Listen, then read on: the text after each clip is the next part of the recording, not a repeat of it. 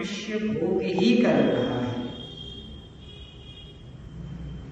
एक आश्चर्य की बात है कि नहीं है? यानी 99% लोग आज भी अपने लक्ष्य को भूले हैं। वो पशुओं की तरह ही भोग कर रहे हैं, और कई मनुष्य तो ऐसे हैं वो पशुओं का भी भोग कर रहे हैं।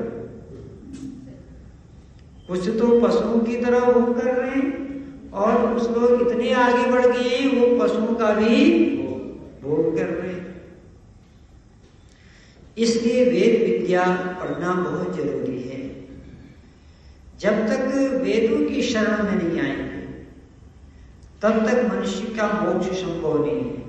इसलिए कहा वेद का पढ़ना पढ़ाना चाहिए, वेद का पढ़ना पढ़ाना चाहिए, वेद को सुनना सुनाना चाहिए, वेद को सुनना सुनाना चाहिए। वेद के अनुकूल ही है आर्यो, वेद के अनुकूल ही है आर्यो, आचरण अपना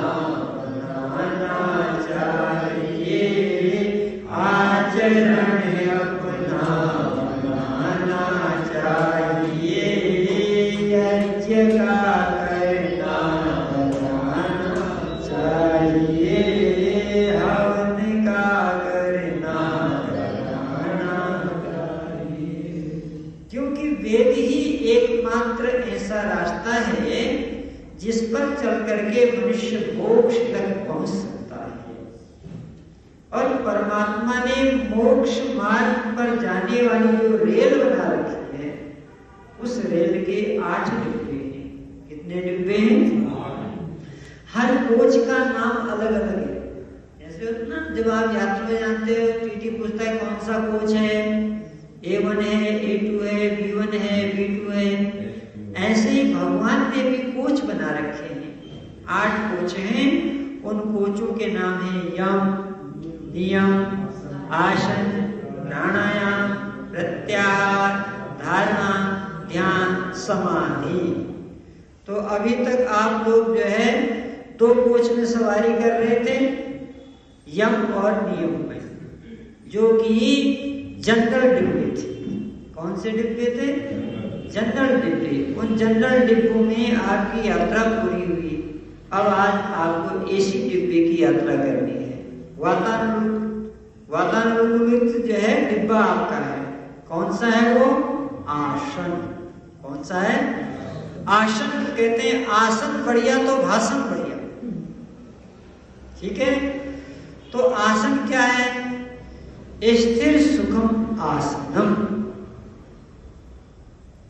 परमात्मा की प्राप्ति के लिए अभी तक जो यम और नियम आपने किया था, उसका प्रयोजन था व्यवहार की शुद्धि और आंतरिक शुद्धि।